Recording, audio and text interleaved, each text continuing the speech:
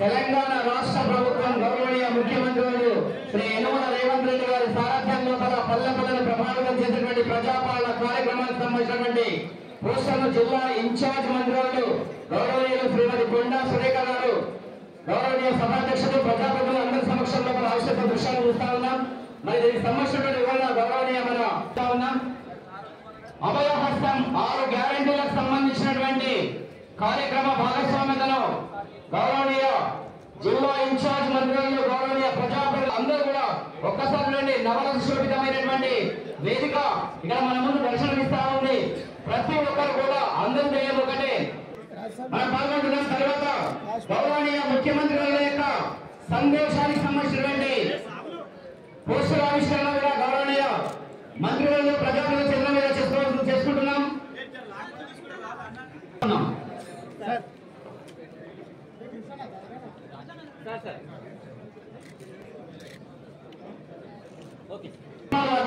నడిచినప్పుడే తెలంగాణ రాష్ట్రం తద్వారా భారతాన్ని కూడా సుమనోహరమై సురక్షమై వర్ధిల్లుతుందనేటువంటి సందేశాన్ని ఈ వేదిక అందిస్తున్న దరఖాస్తు నింపు ప్రజాపాలన కార్యక్రమంలో 4 పోస్టర్స్ నిర్మాణాన్ని ఆవిష్కరించిన సందర్భాన్ని చూస్తా ఉన్నాం.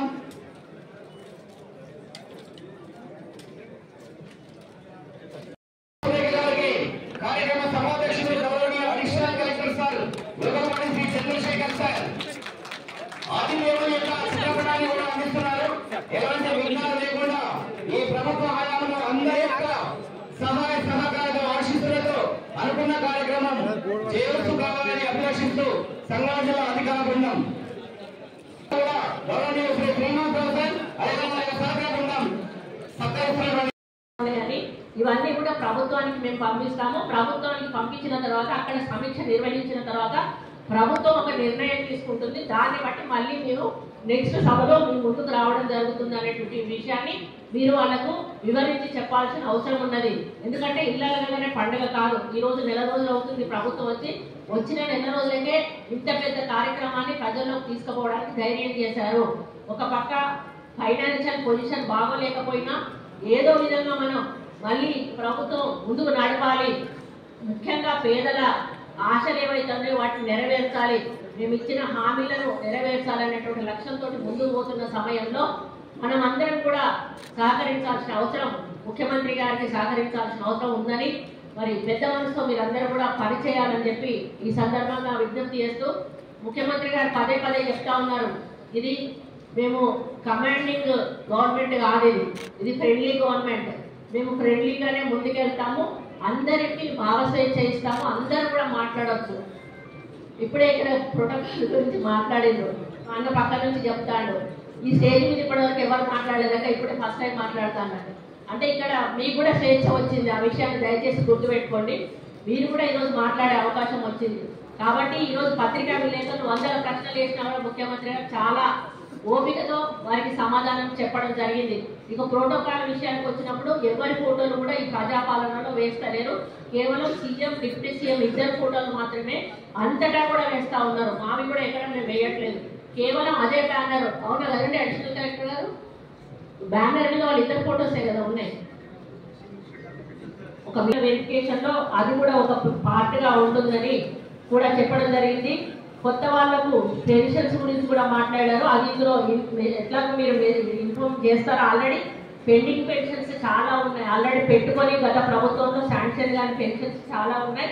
నాకు తెలిసి మళ్ళీ వాళ్ళే ఈ పెన్షన్ ప్రొఫార్మాలో వాళ్ళు పిన్ చేస్తారు కాబట్టి అక్కడ ఎక్కడ ఇబ్బంది రాదు. అర్హులైన వాళ్ళు ఎవరైతే పెన్షన్ రాని వాళ్ళు ఉన్నారో వాళ్ళందరికీ కూడా ప్రభుత్వం పెన్షన్ మంజూరు చేయాల్సిన బాధ్యత తీసుకుంటుందని తెలియజేస్తా ఉన్నాను. ఇంకా దుబ్బాక ఎమ్మెల్యే గారు మాట్లాడుతూ డబుల్ బెడ్రూమ్ ఇల్లు కేటాయించిన వారికి రేషన్ కార్డు లేదు అంటే మళ్ళీ ఎట్లా కేటాయించారు? డబుల్ బెడ్రూమ్ ఇల్లు రేషన్ కార్డు లేకుండా మీరు డబుల్ బెడ్రూమ్ ఇల్లు ఎట్లా కేటాయించారు? అది వాళ్ళు చెప్పాల్సిన అవసరం ఉన్నది. రేషన్ ఎందుకు ఇష్యూ చేస్తారన్నా? మీరు పిచ్చేటప్పుడే రేషన్ కార్డు ఉన్న వాళ్ళకి ఇచ్చి ఉండాలి కదా, అవే రేషన్ కార్డు కంటిన్యూ అయితే. ఒకవేళ లేకపోతే వాళ్ళు డబుల్ బెడ్రూమ్ ఇల్లు వాళ్ళని మీరు అనర్హులైన వాళ్ళకి డబుల్ బెడ్రూమ్ ఇల్లు కేటాయించినట్టు అవుతుంది. ఒకవేళ ఏం ఫిల్అప్ చేయాలి? అవి నేను చెప్పాను కదా, ఇళ్ళ వెరిఫికేషన్ అప్పుడు డబుల్ బెడ్రూమ్ ఇళ్ళది ఇంతవరకు మేము తీసుకోలేదు. డబుల్ బెడ్రూమ్ ఇళ్ళ మీద మరి ముఖ్యమంత్రి గారు ఎంక్వైరీ చేస్తారా, ఏం చేస్తారా అనేది తెలియదు. డబుల్ బెడ్రూమ్ ఇళ్ళు అన్ని కూడా అనర్హులైన వాళ్ళకు కేటాయించాలనేది మాకు చాలా కాంప్లైంట్స్ ఉన్నాయి. దాని మీద పాలసీ డెసిషన్ ముఖ్యమంత్రి గారు తీసుకోవాల్సి ఉంటుంది. మీరేమన్నారు, వాళ్ళు డబుల్ బెడ్రూమ్ ఉన్న వాళ్ళకి రేషన్ కార్డ్స్ కేటాయిస్తారంటే నేను అదే రాసుకున్నా, రేషన్ కార్డ్స్ లేకుండా మీరు డబుల్ బెడ్రూమ్ ఇల్లు ఎట్లా కేటాయించారని నేను మిమ్మల్ని అడుగుతున్నాను. ఒకవేళ వాళ్ళకి ఆల్రెడీ పాత రేషన్ కార్డు ఉంటే పాత రేషన్ కార్డు మీదనే వాళ్ళు మళ్ళీ అప్లికేషన్ పెట్టుకుంటారు. ఒకవేళ రేషన్ కార్డు లేకపోతే మాత్రం వాళ్ళు అనర్హులైన వాళ్ళకి మీరు డబుల్ బెడ్రూమ్ ఇల్లు ఇచ్చారని ఇండైరెక్ట్ గానే తెలుస్తా ఉన్నది. ఇకపోతే కౌలుదారులను ఎలా గుర్తిస్తారనే విషయం కూడా చెప్పాను నేను. అదేవిధంగా సిలిండర్ 500కు కూడా అందరూ అప్లై చేసుకోమని చెప్పాము. ఎంతమంది వాడుకుంటున్నారు, ఎన్ని సిలిండర్లు వాడుకుంటున్నారు అనేది చెప్పమని చెప్పాము. వాడుకున్నప్పుడు మళ్ళీ కూడా అది కూడా ఎంక్వైరీ చేయడం జరుగుతుంది. ఎందుకంటే ఒకరు 5 ఒకరు 10 ఇష్టంగా రాసుకున్నప్పుడు వాళ్ళ స్టవ్ ఉందా లేదా, వాళ్ళు కుటుంబంలో ఎంతమంది ఉన్నారు, వాళ్ళకు అందాదా ఎన్ని సిలిండర్లు వస్తాయి. ఎందుకంటే ఇష్టం ఉన్నట్టు రాసుకున్నాయి కూడా మనం ఇచ్చినట్టయితే బ్లాక్ లో అమ్ముకునేటువంటి అవకాశం ఉంటుంది. కాబట్టి సిలిండర్లను కూడా మేము ఇచ్చేటప్పుడు కూడా దానికి కూడా కొన్ని గైడ్ లైన్స్ ఫ్రేమ్ చేస్తాం. నేను మళ్ళీ చెప్తున్నా, ఈరోజు డేటా సేకరణ చేసుకున్న తర్వాత ప్రభుత్వం ఒక్కొక్క దాని మీద ఒక్కొక్క గైడ్ లైన్ ఫ్రేమ్ చేస్తుంది.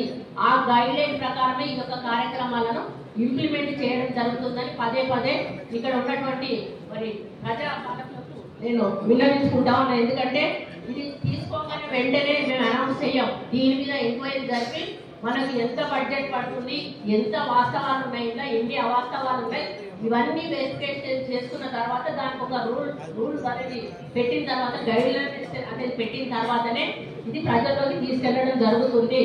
ఉద్యమకారులకి సర్టిఫికేట్ గురించి చెప్పారు. అందులో మేము మెన్షన్ చేశాము, వాళ్ళు ఏ పోలీస్ స్టేషన్ లో FIR ఏది నమోదైంది, ఏ జైల్లోకి వెళ్ళారు, ఆ వివరాలు మేము అందులో అడిగాం ప్రొఫార్మాలో.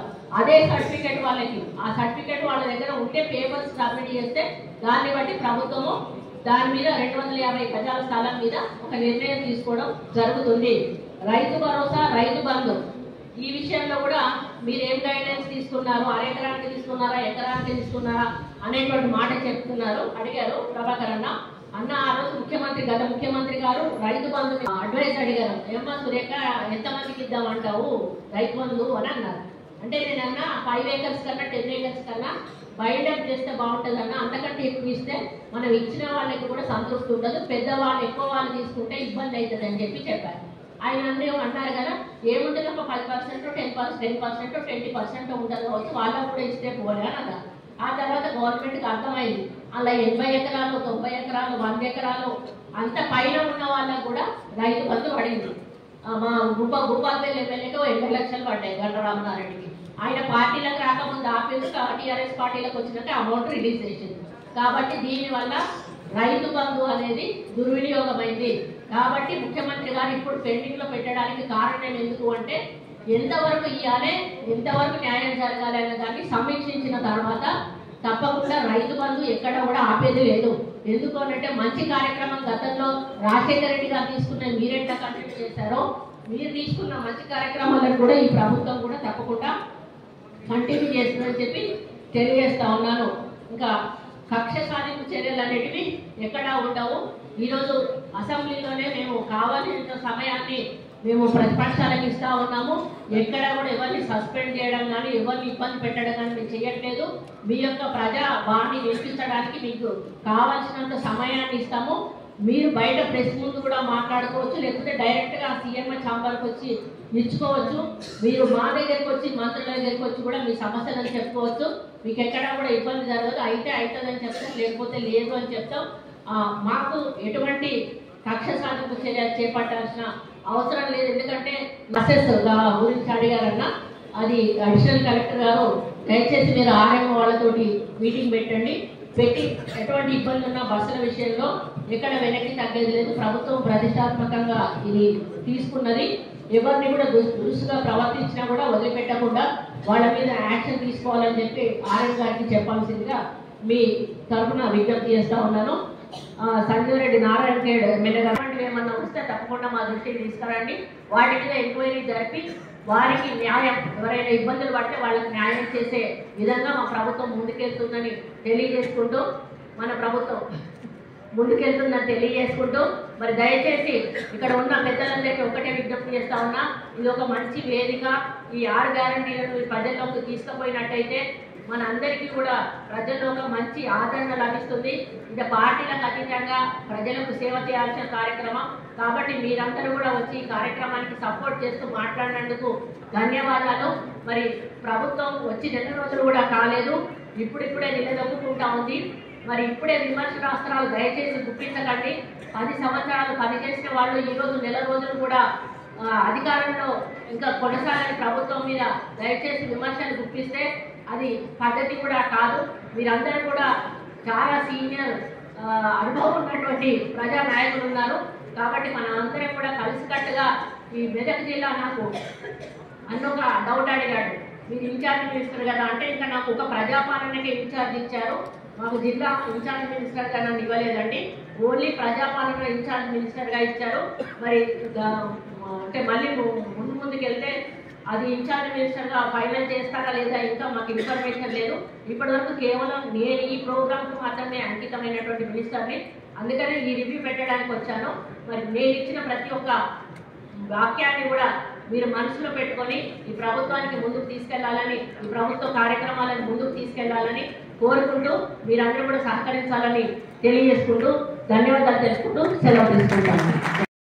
8 నుంచి వచ్చే నెల 6వ తేదీ వరకు కూడా ఏర్పాటు చేసిన ఈ కార్యక్రమాన్ని నిర్వహించడానికి ఈ జిల్లాకు నన్ను ఇన్ఛార్జ్ మంత్రిగా నియమించడం, ఈరోజు ఇక్కడ అడిషనల్ కలెక్టర్ గారి ఆధ్వర్యంలో అధ్యక్షతన ఈ కార్యక్రమం నిర్వహించడం, ఈ కార్యక్రమానికి అతిథులుగా వచ్చినటువంటి స్థానిక ఎమ్మెల్యే, స్థానిక జెడ్పీటీసీ, జెడ్పీ చైర్మన్ గారు, అదేవిధంగా పాత జిల్లాల వివిధ నియోజకవర్గాల నుంచి వచ్చినటువంటి ఎమ్మెల్యేలకు, ఎంపీలకు, ఎమ్మెల్సీలకు, అదేవిధంగా అడిషనల్ కలెక్టర్స్కి, పోలీసు సిబ్బందికి, వివిధ మండలాల నుంచి వచ్చినటువంటి మండల అధికారులకు, రెవెన్యూ ఆఫీసర్స్కి, మండలంలోని ఇతర శాఖలకు సంబంధించినటువంటి అధికారులకి, మరి ప్రతి ఒక్కరికి కూడా పేరు పేరున నా హృదయపూర్వక నమస్కారం. పత్రికా మిత్రులకు నా ప్రత్యేక ధన్యవాదాలు తెలియజేసుకుంటా ఉన్నాను.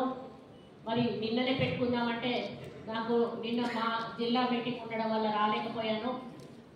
ఈరోజు కూడా నేను ఓన్లీ ఎంపీడీఓ, ఎంఆర్ఓ, హెడ్ ఆఫీసర్స్ని పిలవమన్నా కూడా అందరినీ కూడా పిలిచారు. ఎనీహౌ హ్యాపీ, ఎందుకంటే మీరు మీ పనుల్లో రేపటి నుంచి పని చేయాల్సి వస్తుంది కాబట్టి మీరు కూడా ప్రిపేర్ అవ్వాలి కాబట్టి మిమ్మల్ని అందరినీ కూడా ఇక్కడికి ఆహ్వానించి మరి మా ముందుకు హాజరుపరిచినందుకు ముందుగా మీ అడిషనల్ కలెక్టర్స్ అందరికీ ధన్యవాదాలు తెలుపుతా ఉన్నాను.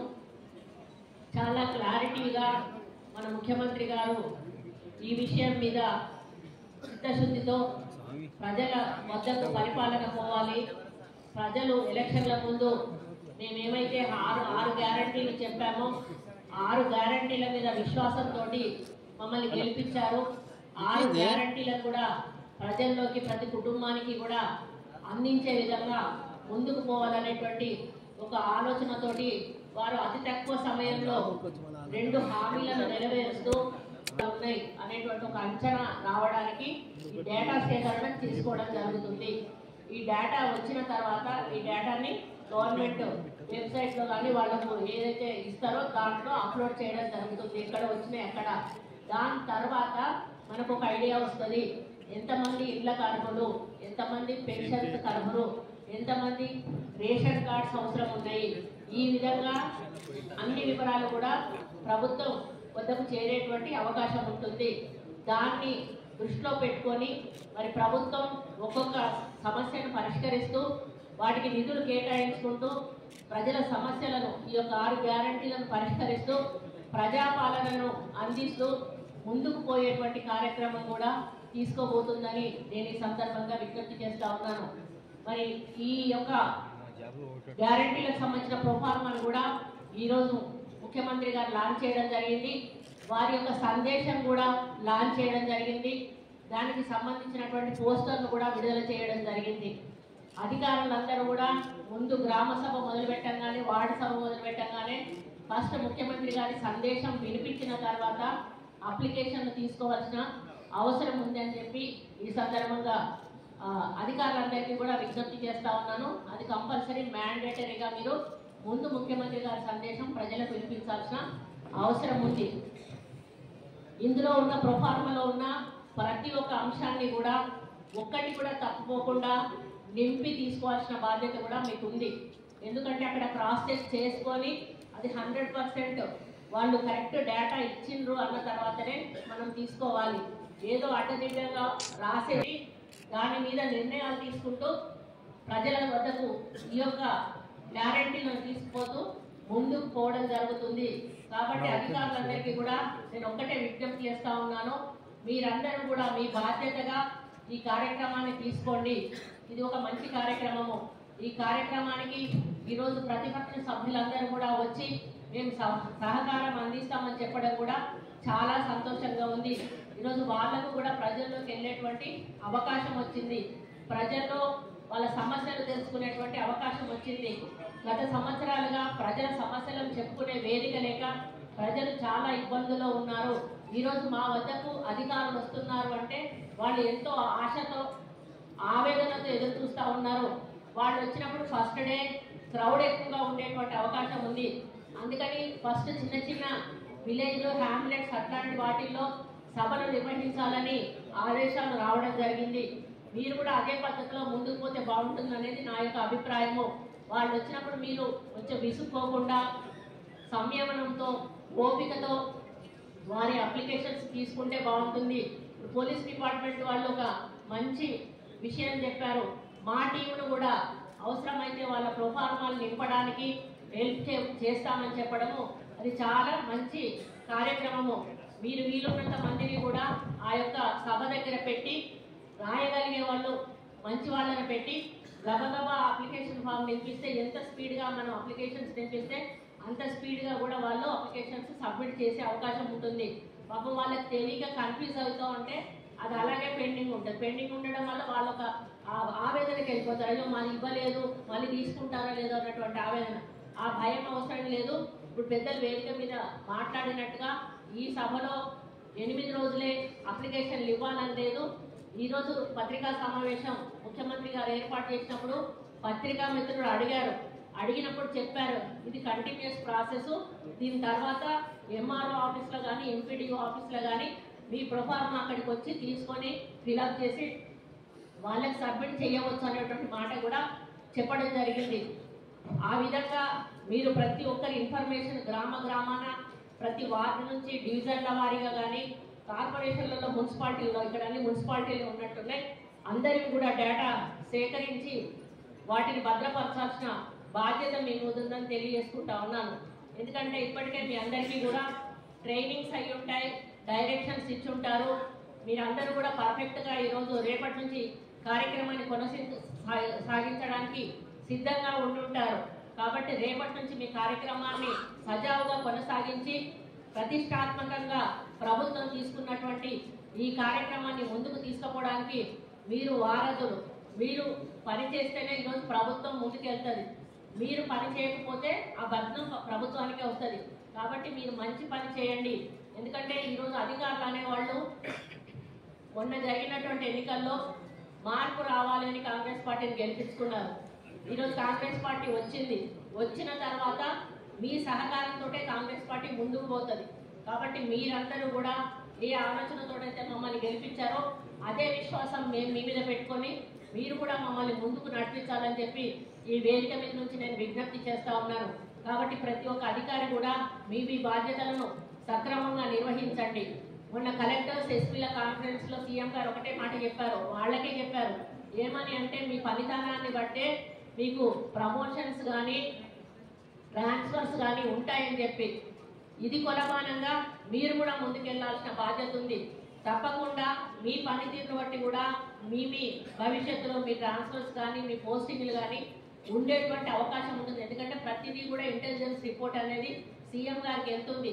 దాన్ని బట్టి దాని గురించి కూడా చెప్పారు. అవి మీకు అడిషనల్గా ఎక్కడ ప్రాబ్లం లాగా అప్లికేషన్స్ ఎన్ని కావాలన్నా కూడా అన్ని ఇచ్చి అందరితో చివరి అప్లికేషన్ వచ్చే వరకు కూడా ప్రభుత్వం తీసుకుంటుంది. దాంట్లో ఎక్కడ కూడా టెన్షన్ పడాల్సిన అవసరం లేదు. ఇప్పటికే చాలా మంది కౌలు తీసుకొని ఉంటారు. ఇప్పుడు వాళ్ళు డేటా ఫిలప్ చేసేటప్పుడు వాళ్ళు ప్రజెంట్ కౌలులో ఉన్న ఇన్ఫర్మేషన్ నింపుతారు. ఇప్పుడు ఉన్న దాన్ని మాత్రమే మనం తీసుకోగలుగుతాం. రేపు వాళ్ళు ఏ కౌలు తీసుకుంటారా ఏది తీసుకుంటారా అనేది మళ్ళీ నెక్స్ట్ దానికి వచ్చినప్పుడు మనకు తెలుస్తుంది. కానీ ఇప్పటి వరకు మళ్ళీ ఎంక్వైరీకి వచ్చినప్పుడు మనకు తెలుస్తుంది. ఎందుకంటే ఆ కౌలు ఆ యొక్క భూమి మీద ఉన్నాడా లేడా అనేది తెలిసినప్పుడు దాన్ని మనం కొట్టేస్తాం. ఒకవేళ ఆయన ఆ భూమి మీదనే ఉంటే మళ్ళీ దాన్ని టిక్ పెట్టుకుంటాం.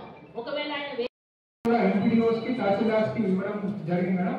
సో వీళ్ళు ఈ ఫార్మ్స్ తీసుకొని ముందుగానే మన షెడ్యూల్ కంటే ముందుగానే వారి ఇంటింటికి వాళ్ళకి ఇవ్వడం జరుగుతుందండి.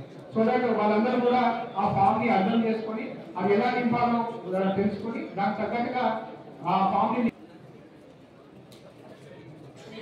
ఇంటింటికి ముందే ఇస్తా అంటున్నారు కదా, మన కుటుంబానికి ఒక ఫామ్ అని చెప్పి అనుకున్నాం. ఇది యూనిఫామ్ గా మనం జిల్లాలోనే మొత్తం 3 లక్షల ఫామ్స్ మనం ప్రింటింగ్ చేస్తున్నాం మేడం. సో ఈ 3 లక్షల ఫామ్స్ మనమే ఇక్కడ వాళ్ళకి ఇస్తాం. అండ్ ప్రతి ఒక్క దరఖాస్తు మీద కూడా ఒక యూనిక్ నంబర్ ఉంటుంది.